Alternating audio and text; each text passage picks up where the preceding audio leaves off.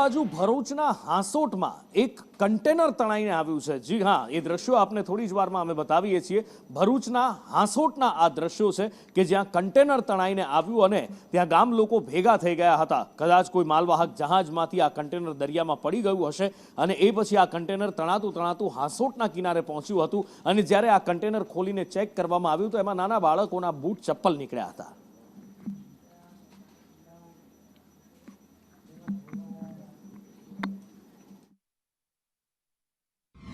પાટણ જિલ્લાના દ્રશ્યો તમને બતાવવા છે કે ભારે વરસાદના કારણે અહીંયા આગળ શું પરિસ્થિતિ છે। સિદ્ધપુરમાં અત્યારે નદીઓ ગાંડી તૂર બની છે। બેઠા પુલ કોઝવે બંધ થઈ ગયા છે। જો કે મોટા પુલ બની રહ્યા છે પણ એ વર્ષોથી બની રહ્યા છે અને લોકોને એક આશ છે કે આ પુલ જ્યારે ત્યારે જે તે દિવસે જે વર્ષે બનશે ત્યારે આ સમસ્યાથી એક છુટકારો મળશે। પણ અત્યારે તો પાણીનો આ ધસમસતો પ્રવાહ એવો છે કે બંને કાંઠે લોકો ફસાઈ ચૂક્યા છે। આ પાણીના પ્રવાહમાં નીકળવાનું દુસ્સાહસ કરવું એટલે મોતને આમંત્રણ આપવા જેવું થઈ જાય।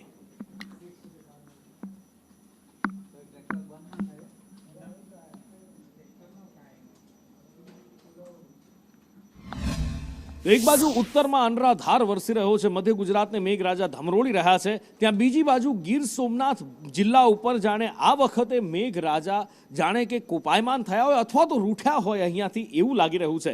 કારણ કે આ જ સમય છે કે ગયા વર્ષે ત્યારે મેઘરાજા અહીંયા 39 ઇંચ વરસાદ વરસાવી ચૂક્યા હતા અને અત્યારે જુઓ તો લગભગ એનાથી અડધો ઇંચ વરસાદ વરસ્યો છે। શિંગોડા ડેમની હાલત એવી છે કે અત્યારે 80% ભરાયેલો છે। એ પણ પહેલા રાઉન્ડમાં જ્યારે વરસાદ વરસ્યો હતો સૌરાષ્ટ્રથી જ્યારે શરૂઆત થઈ હતી ચોમાસાની એ વખતે અને એ પછી જાણે મોઢું ફેરવી ગયા હોય મેઘરાજા એવું લાગી રહ્યું છે। અને 5 જળાશયો જિલ્લામાં છે, 5 અત્યારે અધૂરા છે અને લોકો પ્રાર્થના કરી રહ્યા છે કે મેઘરાજા જલ્દીથી ફરી એકવાર અહીંયા આગળ રીજે, ફરી મહેરબાન થાય મેઘરાજા અને ફરી એકવાર અમારે અહીંયા વરસાદ વરસે, ફરી એકવાર જળાશયો છલોછલ થાય અને ઉનાળાની ચિંતા હળવી થાય।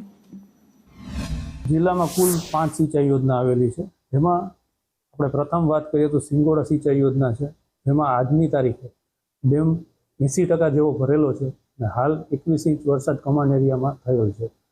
જ્યારે ગત વર્ષની વાત કરીએ ત્યારે આ સમય દરમિયાન ડેમ ભરાઈ ગયેલો હતો। 30 ઇંચ જેવો વરસાદ પણ કમાન્ડ એરિયામાં થયેલો હતો। પછી આપણે વાત કરીએ રાવલ સિંચાઈ યોજનાની, જેની આજની હાલની સ્થિતિ 52% ડેમ ભરાયેલો છે અને 11 ઇંચ વરસાદ પડેલો છે। જ્યારે ગત વર્ષમાં 61% ડેમ ભરાયેલો હતો અને 21 ઇંચ વરસાદ પડેલો હતો। તેમજ મચ્છુંદરી સિંચાઈ યોજનામાં હાલની પરિસ્થિતિએ 91% ડેમ ભરાયેલો છે તેમજ 15 ઇંચ કમાન્ડ એરિયામાં વરસાદ થયેલો છે।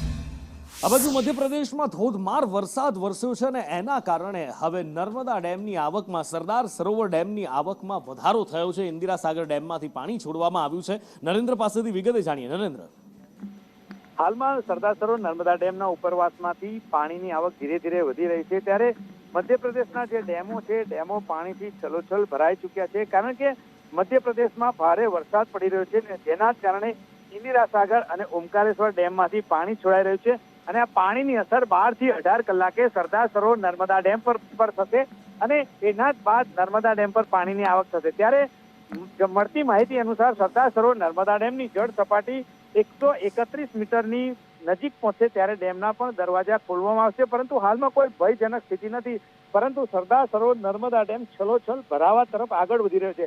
કારણ કે અત્યારે ભારે વરસાદના કારણે જે પાણીની આવક થઈ છે એના કારણે 60% ઉપર સરદાર સરોવર નર્મદા ડેમ ભરાઈ ગયો છે।